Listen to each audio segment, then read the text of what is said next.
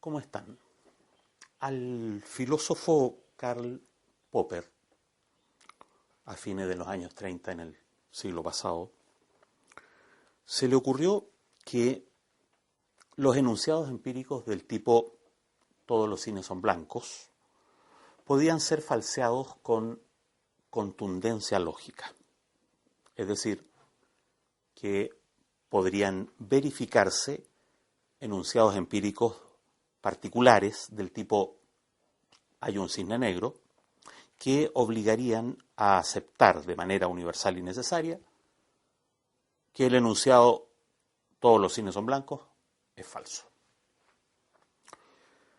Esta curiosa idea que 30 años después negó haber formulado, lo negó una y otra vez, a pesar de que está escrito, cumplió, sin embargo, un papel clave en la formulación de su postura epistemológica, que justamente por eso habitualmente se llama falsacionismo.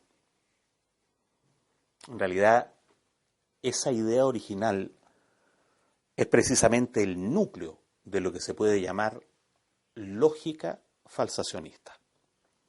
Una lógica a través de la cual, al menos en las etapas iniciales de su carrera, Popper pretendió que podía poner fin al dogmatismo en las discusiones científicas y formular un criterio para distinguir la ciencia de la pseudociencia de una manera tajante, de un modo que justamente tuviese fuerza lógica.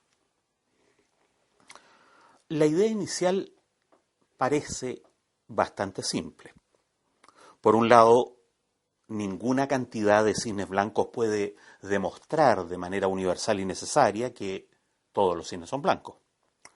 Por otro lado, al parecer, basta con un cisne negro para demostrar, también de manera universal y necesaria, que es falso que todos los cisnes son blancos.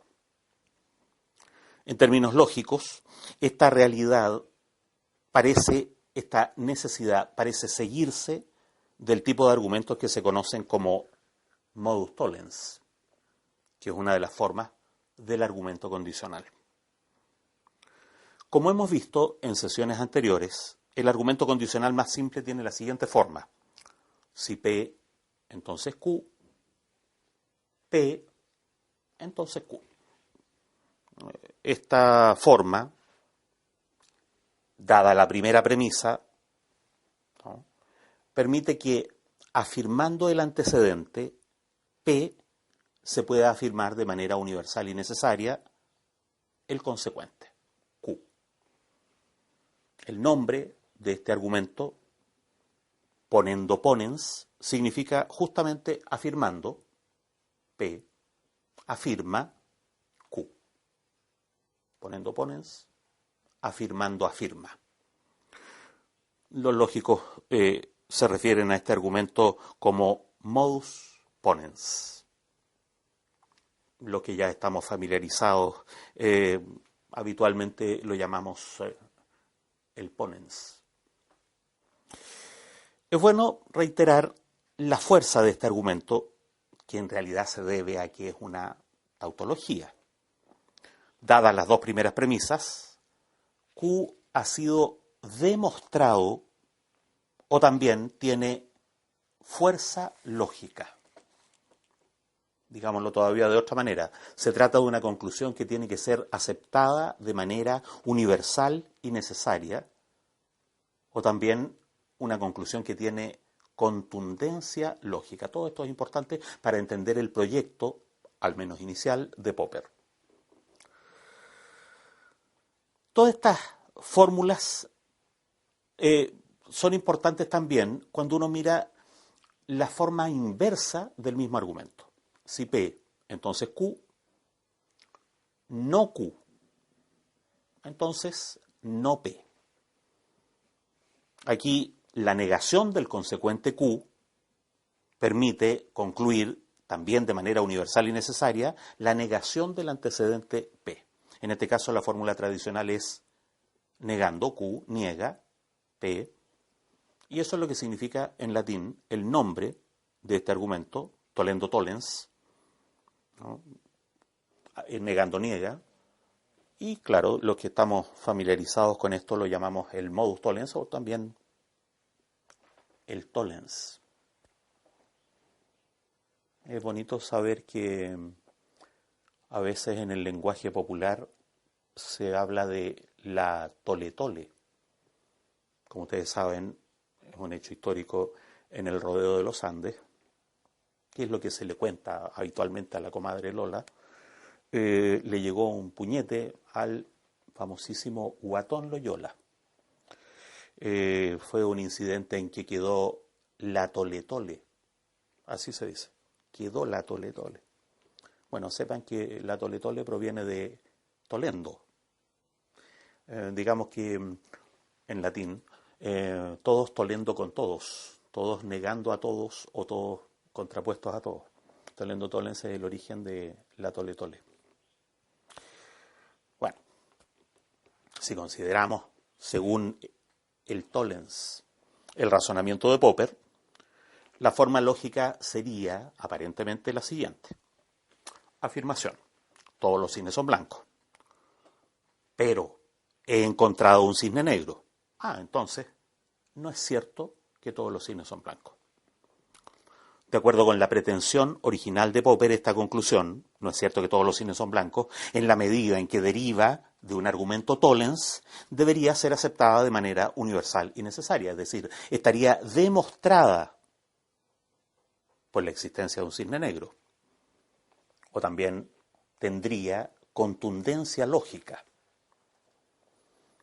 Este tipo de razonamiento para Popper era extraordinariamente importante por dos razones, ¿no?, que he indicado. Por un lado, permitirían poner fin a una discusión científica que está a punto de convertirse en una discusión dogmática. El gran enemigo de Popper es el dogmatismo, ¿no? Por otro lado, este tipo de razonamiento permitiría formular un criterio para distinguir claramente, de manera tajante, entre ciencia y pseudociencia. En el primer caso, parece evidente, ¿no? Si tengo una teoría científica, debo deducir consecuencias de ella que puedan ser contrastadas empíricamente. Si se muestra empíricamente que una de estas consecuencias es falsa, debería yo aceptar que mi teoría es falsa. Eso aparentemente.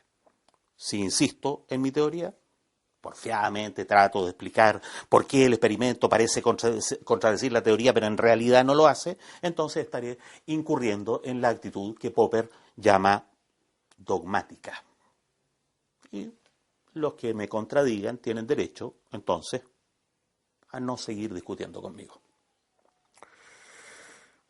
Por la misma razón, y antes de cualquier contrastación, para no perder el tiempo discutiendo con dogmáticos, quizás deberíamos asegurarnos que la teoría en discusión sea en principio falseable. Es decir, que se puedan formular condiciones empíricas que, de cumplirse, muestren que es falsa. Ahora, no se trata, desde luego, de encontrar un evento que la haga falsa. En este caso, la discusión, por el razonamiento anterior, debería terminar de inmediato. Si el experimento es falso, no discutimos más. No, de lo que se trata es de manera previa establecer que, al menos en principio, se puede encontrar un evento empírico que hace falsa la teoría. O, dicho de otra forma, que de esa teoría se siguen consecuencias que efectivamente permiten contrastarla de manera negativa. El punto es importante porque constituye el criterio de demarcación que a Popper le interesa. Si una teoría está formulada de manera que de ella no pueden deducirse consecuencias empíricas que la harían falsa, entonces simplemente no se trata de una teoría científica. Si sus defensores aceptan eso, es decir, si se trata de una teoría simplemente no científica, podemos estar tranquilos, no necesitamos discutir científicamente con los que no pretenden que sus teorías sean científicas. Si en cambio los defensores insisten en que se trata de una teoría científica, pero resulta que son incapaces de especificar ninguna consecuencia que la haría eventualmente falsa, entonces se trata de una pseudociencia. Y en ese caso deberíamos preocuparnos. Las pseudociencias constituyen un peligro para la democracia, un peligro para los ciudadanos. Ese es el objetivo en el plano de la filosofía política del criterio de demarcación de Popper. Desgraciadamente, en sus razonamientos, Popper no distingue claramente entre tres niveles de afirmaciones en los cuales su idea podría tener un efecto distinto. Cuando ejemplifica su lógica, se refiere a enunciados empíricos como todos los cines son blancos. Pero en otros argumentos extiende esa idea a hipótesis, como la Tierra orbita en torno al Sol, o la causa de la tuberculosis es el bacilo de Koch, que no son simplemente afirmaciones empíricas, son a veces sistemas de afirmaciones. Incluso, en tercer lugar, Popper extiende su criterio a teorías enteras, como el marxismo, como la teoría de la evolución, como el psicoanálisis, que en su opinión son pseudociencias, o como la mecánica clásica, que en su opinión sería una teoría científica. Lo que ocurre en las obras que Popper escribió, en su enseñanza, es que mientras por un lado, ¿no?, razona en función de enunciados particulares, por otro lado, sus conclusiones y sus verdaderos intereses tienen que ver con teorías enteras, que son en realidad sistemas, muchas veces bastante complejos, de enunciados particulares. En más de una ocasión, Popper defendió este procedimiento, afirmando que en realidad esas teorías podían ser reducidas a un enunciado fundamental del que toda la construcción teórica dependía. Sostuvo, por ejemplo, que el marxismo era reductible a una afirmación central: la lucha de clases, el motor de la historia. Y de la misma manera que el psicoanálisis se podía reducir a la afirmación: todos los comportamientos están determinados por el instinto sexual. De esa forma, mostrando que estas afirmaciones particulares no eran empíricamente falseables, sostuvo, como consecuencia, que el marxismo, que el psicoanálisis eran pseudociencias. Por supuesto, se trata de una reducción extraordinaria. Ningún marxista, ningún psicoanalista estaría de acuerdo con que su teoría pueda reducirse a un solo enunciado empírico. El problema, ¿no?, es que si esa reducción no es posible, el argumento de Popper empieza a fallar. Sin embargo, el problema profundo en el argumento de Popper es anterior a si ese tipo de reducción teórica es posible o no. Uno podría objetar, ¿no?, en el argumento de Popper si es realmente contundente o no. Aquí el problema central es que si la falsación popperiana no tiene contundencia lógica, los que defienden la teoría eventualmente falseada podrían insistir. Podrían insistir con un cierto derecho, porque en rigor no han sido refutados, ¿no? Ocurre justamente con la idea de Popper ese problema. Desgraciadamente, su razonamiento no ofrece ese fundamento firme. La falsación que propone nunca puede ser demostrativa. En la clase que sigue vamos a formular varias críticas que muestran eso. Ahora me voy a detener solo en la más importante, en la esencia de la lógica de la falsación. Para eso, volvamos al modus tollens. Cuando en lógica se hace el razonamiento, si P entonces Q, entonces no P, Estamos asumiendo, como siempre ocurre en lógica formal, que P y Q son términos formales, es decir, predicados abstractos de una cierta X completamente indeterminada, o, dicho de otra forma, estamos suponiendo una lógica de predicados. Como pueden ver en este cuadro, para todo X, si X es P, entonces X es Q. No ocurre que X es P. Luego, no ocurre en lógica, en términos lógicos, que X es P. Eso significa que no estamos diciendo si todos los cisnes son blancos, entonces cada cisne debe ser blanco. Estamos diciendo una cosa mucho más precisa. En rigor no se puede decir en lenguaje formal, pero tratemos de decirlo. Sería algo así como, para todo X, si X es cisne, entonces X es blanco y X es cisne. Entonces X es blanco. Noten que en esa formulación positiva del argumento condicional, en rigor no estamos haciendo una afirmación empírica, estamos simplemente formulando una tautología. Noten que en el lenguaje natural, la primera afirmación, ¿no?, parece ser una tautología. La afirmación en el lenguaje natural, si todos los cisnes son blancos, entonces cada cisne debe ser blanco, parece ser, pero ¿qué es lo que ocurre? Lo que ocurre es que en el lenguaje natural no hay propiamente tautologías. El carácter de tautología de una afirmación es una condición formal. Lo que hemos hecho se puede llamar redundancia. Es redundante decir, si todos los cisnes son blancos, cada cisne es blanco. Se puede llamar reiteración, se puede llamar énfasis, pero no tautología. Las tautologías son relaciones que pueden ocurrir solo y estrictamente en un lenguaje formal. Para los que quieran confundirse, sin embargo, e insistir que la primera afirmación no es simplemente tautológica, entonces veamos el razonamiento de Popper de la siguiente manera. Afirmación. Si todos los cisnes son blancos, entonces cada cisne es blanco. Afirmación. He encontrado un cisne negro. Por lo tanto, no es cierto que todos los cisnes son blancos.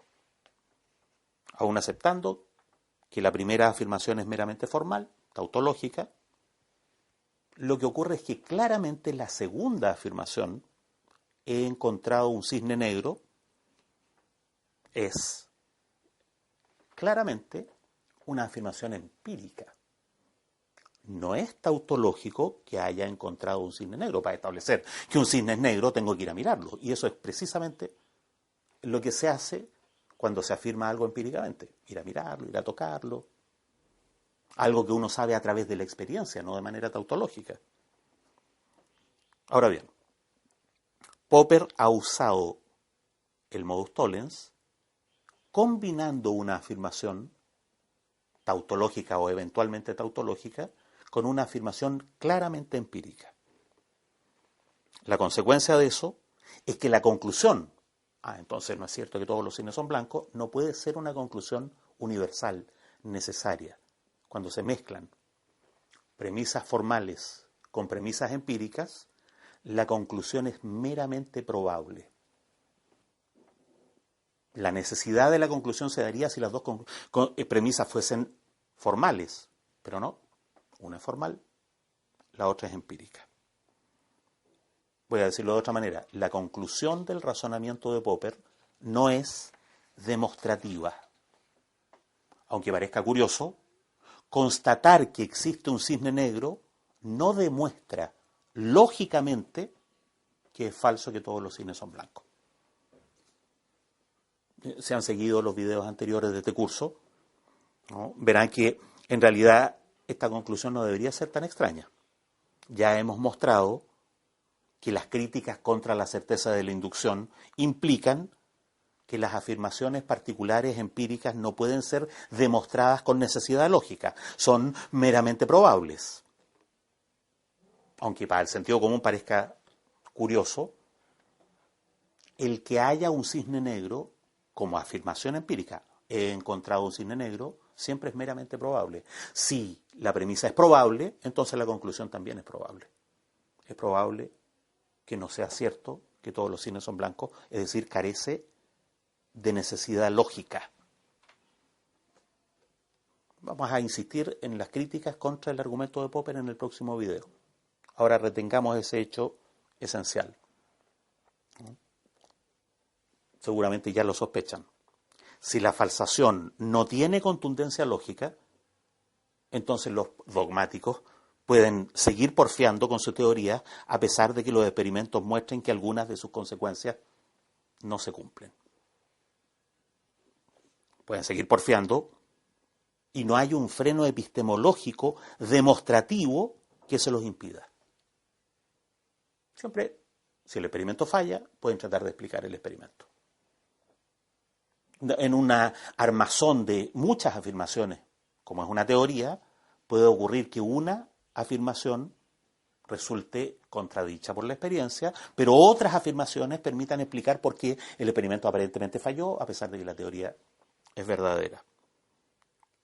Como vamos a ver, cuando hagamos sistemáticamente cada una de las críticas, una falsación empírica no tendría por qué poner en duda toda una teoría. Una falsación empírica carece de la contundencia lógica necesaria como para que tengamos que rechazar la teoría por ese solo hecho. Pero entonces, ¿cómo combatir el dogmatismo? Popper no ha logrado el propósito de su razonamiento, que la falsación de manera contundente le ponga freno a los dogmáticos. ¿Cómo combatir la pseudociencia? Los que predican pseudociencia, eventualmente el marxismo, el psicoanálisis, o como creyó Popper durante mucho tiempo en la teoría de la evolución de las especies, podrían seguir insistiendo en su pseudociencia. La argumentación que vamos a seguir en este curso no es, como ya lo hemos hecho con la inducción, destruir el razonamiento de Popper. No. Nuestra argumentación es mostrar que el combate al dogmatismo no puede apoyarse solo en la lógica, o en absoluto en la lógica. Para eso vamos a tener que apelar una vez más a los criterios de confiabilidad de las hipótesis, a los criterios de John Stuart Mill, que era uno solo, que, como vimos en la sesión anterior, fueron aplicados a la medicina por Bradford Hill. Lo que vamos a tener que hacer es aplicar esos criterios ahora, acomodándolos a la idea inicial de Popper, usándolos de manera adversativa, usándolos de manera defensiva. Nuestra argumentación es que se puede hacer un uso confiable, adversativo de la falsación. Nuestra objeción es que la falsación no es, desde un punto de vista lógico, contundente. Pero aún, ¿no se dio cuenta Popper de este razonamiento que acabo de hacer, que es muy básico, ¿no? Si uno combina premisas empíricas con premisas formales, la conclusión no puede ser necesaria. ¿No se dio cuenta cuando los lógicos en Inglaterra, los expertos en lógica son una especie de seres humanos muy curiosa que abunda en Inglaterra, y Popper eligió justamente hacer clase durante 40 años en Inglaterra? ¿No se dio cuenta? Él dice que sí. Lo que dice es: yo noté desde un principio, hace 30 años, que esto era así. Hay mucha gente que ha señalado que en realidad se demoró como una década en darse cuenta, y el resultado de eso es que en las décadas siguientes operó como si siempre se hubiese dado cuenta. Si Popper notó esta crítica, como que es lo que dijo a su favor, ¿sí? Como se hizo cargo. Primero, en el próximo video vamos a ver en detalle las críticas que se pueden formular contra Popper. Segundo, vamos a tratar de argumentar que el criterio de Popper aún así se puede usar de manera adversativa, defensiva. Pero, en tercer lugar, lo que vamos a mostrar es que la respuesta que dio Popper a esta objeción fundamental le abrió la puerta, en contra absolutamente de sus intenciones, a la filosofía historicista de la ciencia. ¿Cuál habrá sido la respuesta de Popper? Veámoslo en la próxima clase.